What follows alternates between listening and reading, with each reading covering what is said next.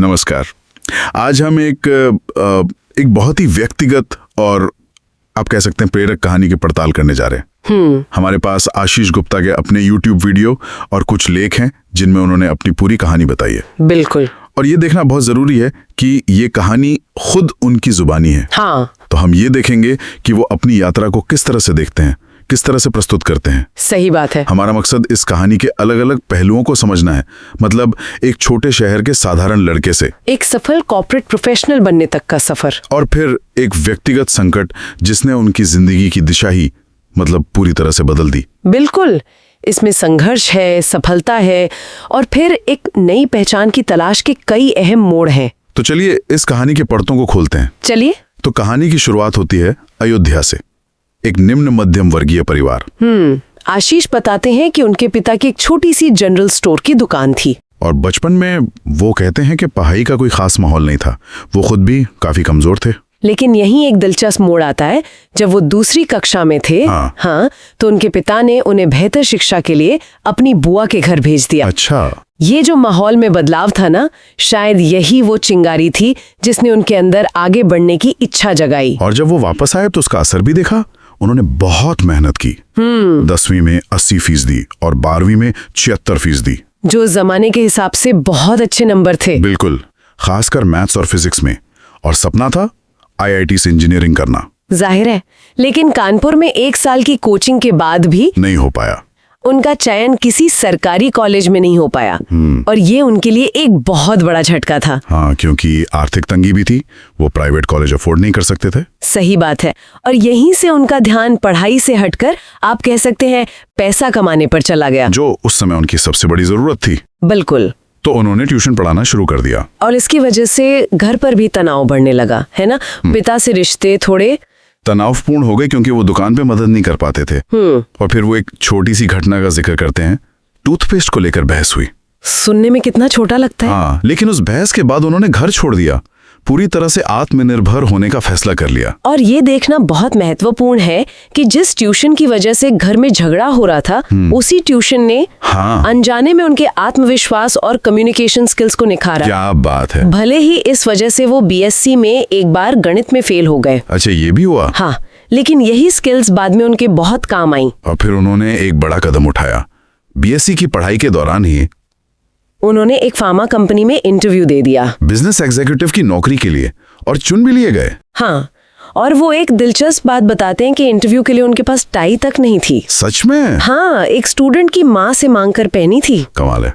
और यहीं से उनकी कॉर्पोरेट यात्रा शुरू हुई। दिल्ली, चंडीगढ़ और फिर लखनऊ में एक के बाद एक बड़ी मल्टीनेशनल कंपनियों में काम करते हुए उन्होंने अच्छी सफलता हासिल की। अपना घर बनाया, गाड़ी खरीदी।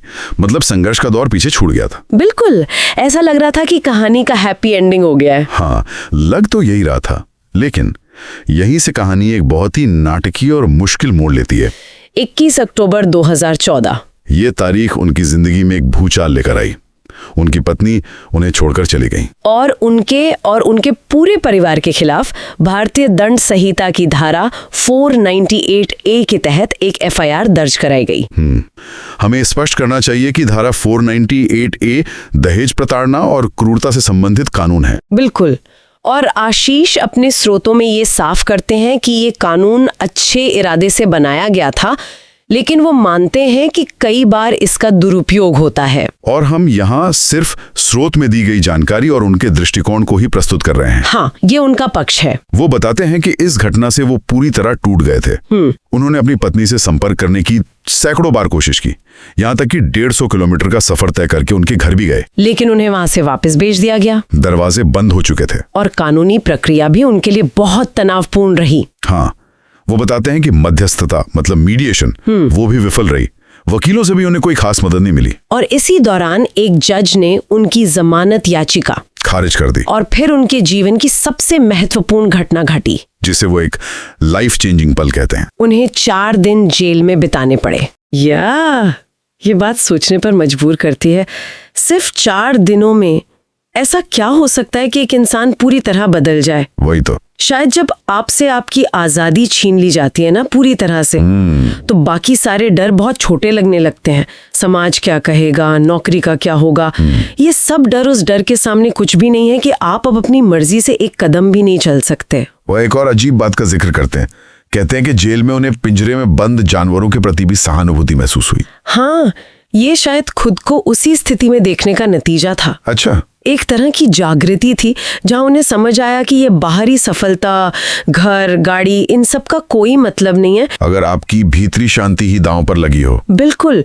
वो 4 दिन शायद उनके जीवन के सबसे बुरे दिन थे, लेकिन उन्हीं 4 दिनों ने उनके अंदर से डर को हमेशा के लिए निकाल दिया। और इस निडरता का सबूत उन्होंने जेल से बाहर आते ही दे दिया। उन्होंने एक असाधारण फैसला लिया। उन्होंने अदालत की तारीखों पर जाना और वकीलों को पैसे देना बंद कर दिया। ये तो सिस्टम से सीधी टक्कर लेने जैसा है। हाँ बिल्कुल। ये एक तरह की बगावत थी, लेकिन ये डर से पैदा नहीं हुई थी। मतलब? ये डर के खत्म हो जाने से पैदा हुई बगावत थी।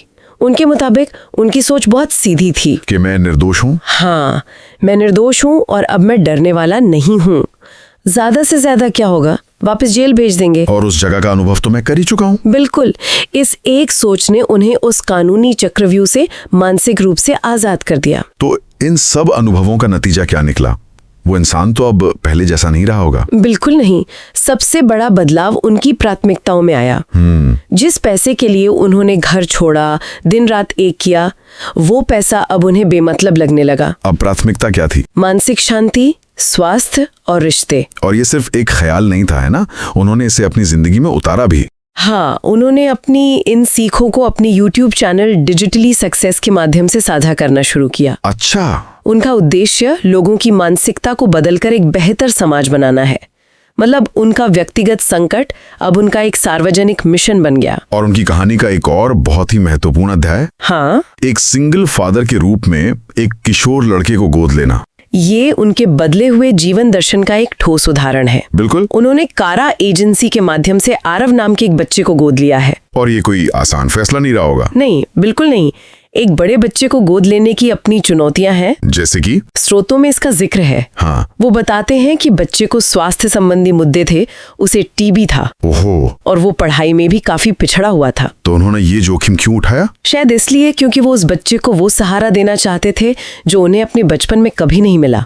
ये उनके अपने अतीत के घावों को भरने का एक तरीका भी हो सकता है। वो साझा करते हैं कि शुरुआत में उन्हें भी डर था कि कहीं ये फैसला गलत साबित ना हो जाए, लेकिन अब उन्हें लगता है कि आरव के आने से उनका अकेलापन दूर हुआ है और जीवन को एक नया मकसद मिला है। तो ये थी आशीष गुप्ता की कहानी। संघर्ष, सफलता, एक विनाशकारी व्यक्तिगत संकट और फिर एक नए उद्देश्य की खोज। ये कहानी दिखाती है कि कैसे जीवन के सबसे बुरे अनुभव भी आपको एक मजबूत और बेहतर इंसान बना सकते हैं। उनकी कहानी इस बात का एक शक्तिशाली उदाहरण है कि कैसे कोई व्यक्ति एक बड़े संकट को अपनी ताकत और एक नए मिशन का स्रोत बना सकता है। सही कहा। ये सिर्फ मुश्किलों से उभरने की कहानी नहीं है, बल्कि अपनी पुरानी पहचान के टूटने के बाद एक नई और सार्थक पहचान बनाने की भी कहानी है। आशीष गुप्ता की ये यात्रा एक गहरे व्यक्तिगत संकट के बाद जीवन का नया अर्थ खोजने के बारे में है। यह एक विचार छोड़ जाती है। क्या जीवन की प्राथमिकताओं का सही मूल्यांकन करने के लिए इस तरह की बड़ी कठिनाइयों से गुजरना जरूरी है, या पारंपरिक सफलता से परे गहरे अर्थ खोजने के और भी रास्ते हो सकते हैं?